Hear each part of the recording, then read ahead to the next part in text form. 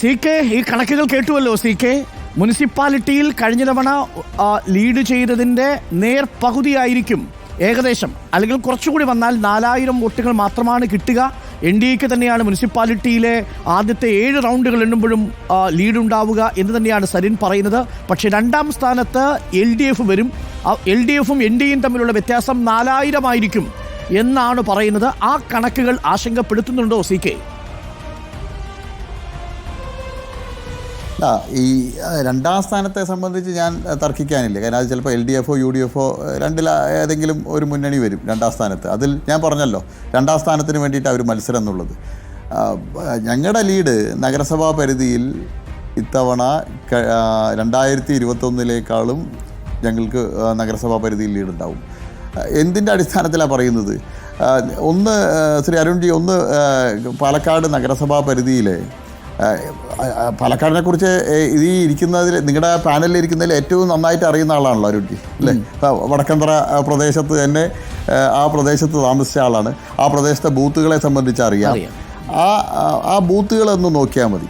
ഏറ്റവും കൂടുതൽ പാലക്കാട് നിയമസഭാ മണ്ഡലത്തിൽ പോളിംഗ് നടന്നിട്ടുള്ള ബൂത്തുകളിൽ 4 5 1000-ൽ കൂടുതൽ വോട്ട് പോൾ ചെയ്യപ്പെട്ട ബൂത്തുകളെല്ലാം BJPയുടെ ശക്തി കേന്ദ്രങ്ങളാണ്. കണ്ണാടി പഞ്ചായത്തിൽ എനിക്ക് തോന്നുന്നു ഒരു ബൂത്തുണ്ട്, പ്രായിരിയിലോ അല്ലെങ്കിൽ പുതുപ്പള്ളി തെരുവ് ഭാഗത്തോ ഒരു ബൂത്തുണ്ട്. ബാക്കി എല്ലാ ബൂത്തും BJPയുടെ ശക്തി കേന്ദ്രങ്ങളിലാണ്. എന്തിൻ്റെ അടിസ്ഥാനത്തിലാണ് ഞങ്ങളുടെ വോട്ട് കുറയും, ഞങ്ങൾക്ക് ലീഡ് കുറയുമെന്ന് പറയുക? ഞങ്ങളുടെ ശക്തി കേന്ദ്രങ്ങളിലെല്ലാം പരമാവധി വോട്ട് പോൾ ചെയ്യപ്പെട്ടിട്ടുണ്ട്. ഞാൻ പറഞ്ഞല്ലോ, ഞങ്ങൾക്ക് നല്ല ആത്മവിശ്വാസമാണ്. കാരണം ഞങ്ങൾ ഇതൊരു സമാന്തര വോട്ടർ പട്ടിക ഞങ്ങൾക്ക് ലഭിക്കേണ്ട വോട്ടുകൾ സംബന്ധിച്ച് കൃത്യമായിട്ട് 180 ബൂത്തിൽ ഞങ്ങൾ വോട്ടർ പട്ടിക തയ്യാറാക്കിയിരുന്നു. ആ വോട്ടർ പട്ടിക വെച്ചിട്ടാണ് ഞങ്ങളുടെ ബൂത്തിൽ, ഔട്ട്സൈഡ് ബൂത്തിലെ ഞങ്ങളുടെ പ്രവർത്തകർ ഇരുന്നിരുന്നത്. അതിലത്തെ അവസാനത്തെ ആളെയും കൊണ്ടുവന്ന് വോട്ടിപ്പിക്കാനുള്ള പ്രവർത്തനം 6 മണി വരെ ഞങ്ങൾ ചെയ്തിട്ടുണ്ട്. ഞങ്ങൾക്ക് ഇത്രയും ആത്മവിശ്വാസത്തിന് കാരണം ഞങ്ങൾക്ക് ലഭിക്കേണ്ട വോട്ടുകൾ മുഴുവൻ പോൾ ചെയ്യപ്പെട്ടിട്ടുണ്ട്.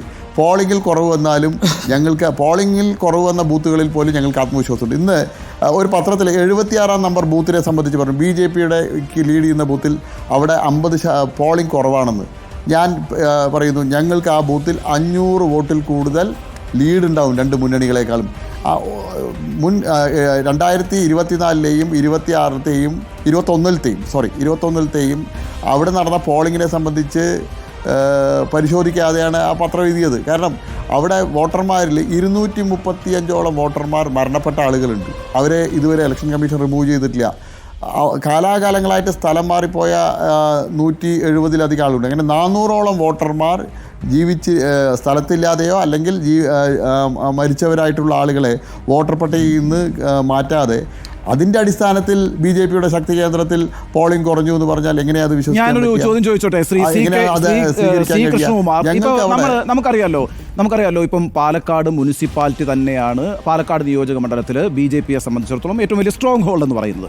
അവിടെ കഴിഞ്ഞ പ്രാവശ്യം 34,000 വോട്ടാണല്ലോ, 34,000 സംതിങ് ആണ്, 143 വോട്ടാണ് ശ്രീധരൻ പിടിച്ചത്.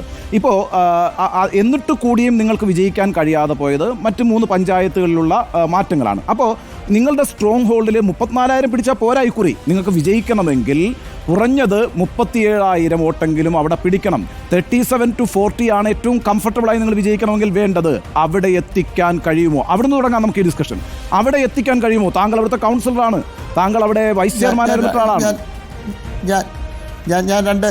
ഞാൻ ഞങ്ങളുടെ പ്ലസ് പോയിന്റുകൾ പറയും. ഒന്ന്, ഈ ശ്രീധരൻ സാറ് 2021-ലെ തെരഞ്ഞെടുപ്പിൽ ഇവിടെ ഒരു മുസ്ലിം സ്ഥാനാർത്ഥി പോലും ഇല്ല. ഇന്ന് 2 സ്വതന്ത്രരായിട്ടുള്ള മുസ്ലിം സ്ഥാനാർത്ഥികൾ. അവരൊരു 1000-1500 വോട്ട് ഏറ്റവും ചുരുങ്ങിയത് അവർക്ക് ലഭിക്കുമല്ലോ. അതിൽ ഒരാൾ ഷമീർ കഴിഞ്ഞ മുനിസിപ്പൽ തെരഞ്ഞെടുപ്പിൽ പുതുപ്പള്ളി തെരുവ് വാർഡിൽ മത്സരിച്ച് ലീഗിനെതിരായിട്ട് മത്സരിച്ച് 480ഓളം വോട്ട് കരസ്ഥമാക്കിയ ആളാണ്. ഓക്കെ, ഷമീർ. അദ്ദേഹത്തിന് വലിയ കുടുംബ ബന്ധമുണ്ട്. ഏറ്റവും ചുരുങ്ങിയത് 1000-ലധികം വോട്ട് ഷമീറിന് അനുകൂലമായിട്ട് അവിടെ വരും. ഓക്കെ, മറ്റേ സ്ഥാനാർത്ഥി കഴിഞ്ഞ ലോക്സഭാ തെരഞ്ഞെടുപ്പിൽ മത്സരിച്ച ആളാണ്. 980ഓളം വോട്ടുകൾ അയാൾക്ക് കഴിഞ്ഞ ലോക്സഭാ തെരഞ്ഞെടുപ്പിൽ ലഭിച്ചിട്ടുണ്ട്. ഒരു 500 വോട്ട് ഈ തെരഞ്ഞെടുപ്പിൽ ലഭിക്കുമല്ലോ. ഈ 1500 വോട്ടും പോകുന്നത് ആരുടെ പോക്കറ്റിൽ നിന്നാണ്? ആർക്ക് ലഭിക്കേണ്ട വോട്ടാ? അത് UDFന് അനുകൂലമായിട്ടോ അല്ലെങ്കിൽ LDFന് അനുകൂലമായിട്ടോ രണ്ടു കൂട്ടരും കൂടി അങ്ങ് പോയി. സമ്മതിച്ചു. ഞങ്ങൾക്ക് കഴിഞ്ഞ തെരഞ്ഞെടുപ്പിലേക്കാളും ഞങ്ങളുടെ ശക്തി കേന്ദ്രങ്ങളിൽ പോളിംഗ് വർദ്ധിച്ചിരിക്കുകയാണ്. ഇടപെട്ട് ചോദിച്ചോട്ടെ ശ്രീകൃഷ്ണകുമാർ, ഈ മൂത്താൻതറ, വടക്കന്തറ, കൽപ്പാത്തി ഇവിടെയൊക്കെ പോളിംഗ് ശതമാനം കുറയുകയല്ലേ ചെയ്തിരിക്കുന്നത്? വടക്കന്തറ 80% ഉണ്ട്. അല്ല, അവിടെ ഞാൻ എന്ത് കണക്ക് വെച്ചിട്ടാണ് പറയുന്നത്?